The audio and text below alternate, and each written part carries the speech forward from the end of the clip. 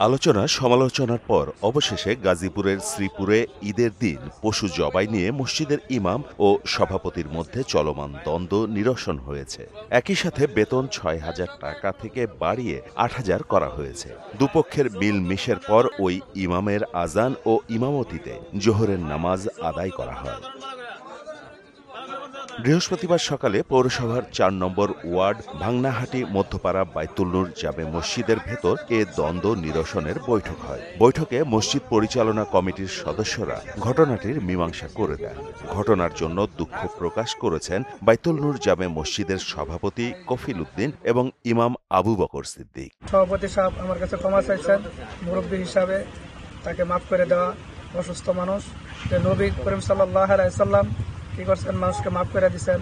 নবী করিম সাল্লাল্লাহু আলাইহি সাল্লামের সুন্নত হিসাবে, নবী করিম সাল্লাল্লাহু আলাইহি সাল্লামের উম্মত হিসাবে তাকে ক্ষমা করে দেওয়া। এই জন্য আমি তাকে ক্ষমা করে দিয়েছি। আল্লাহ মাফ করে দিই।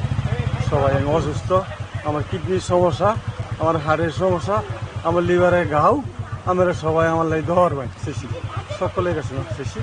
সফল বৈঠকের পর গণমাধ্যমের সাথে কথা বলেন মসজিদ পরিচালনা কমিটির সদস্যরা। ঈদের দিনের ঘটনার মীমাংসা হওয়ায় স্বস্তি প্রকাশ করেন সবাই। কুরবানির পশু কারো বাড়িতে যেয়ে জব করা হবে না, এই বিষয়টি নিয়ে মূলত ঘটনার সূত্রপাত ঘটে এবং সভাপতি এবং ইমাম সাহেব যেটা বাকবিতন্ত্র হয়, সেই প্রেক্ষাপটে আজকে আমরা বসে উভয় পক্ষের কথা শুনে আমরা সঠিক সিদ্ধান্ত বুঝতে পারছি। সভাপতি সাহেব দুঃখ প্রকাশ করেছেন, তিনি ক্ষমা চেয়েছেন। যা হয়ে গেছেন সম্পূর্ণ বাদ দেওয়া হয়েছে। এখন আমরা সবাই আজ মসজিদে আমরা নামাজ পড়বো, আমরা সব মিলিয়ে দিলে গেছি, কোনো সমস্যা নেই আমাদের ভিতরে। পশু কোরবানির ঘটনাটি সোশ্যাল মিডিয়ায় ভাইরাল হওয়ায় গুরুত্বের সঙ্গে আমলে নিয়ে সমঝোতা করার উদ্যোগ গ্রহণ করে আলেম সমাজ। বৈঠক সফল হওয়ায় খুশি তারাও।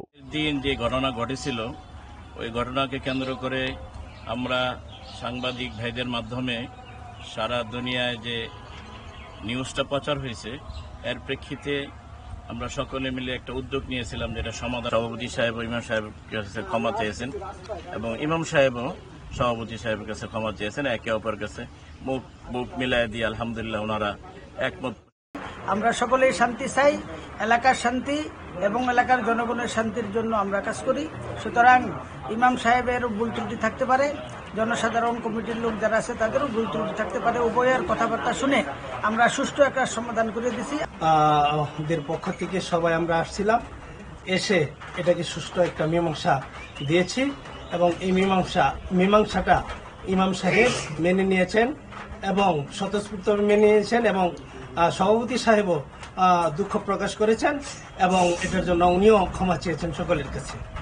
ঈদুল আজহার নামাজ শেষে নির্দিষ্ট কোরবানির কথা থাকলেও এক মুসল্লির বাড়িতে পশু জবাই দিতে যাওয়ায় ইমাম সভাপতিকে নিয়ে বিতর্ক সৃষ্টি হয়। যদিও ইমাম ওই পশু জবাই না করে সভাপতির ডাকে মসজিদ মাঠে চলে আসেন, কিন্তু এই ঘটনায় সভাপতির সাথে তর্কাতর্কিতে চাকরি ছেড়ে চলে যান ইমাম। এ নিয়ে সামাজিক যোগাযোগ মাধ্যম ও গণমাধ্যমে ব্যাপক আলোচনা সমালোচনার তৈরি হয়। মাহমুদ হোসেন, মোহনা ডিজিটাল।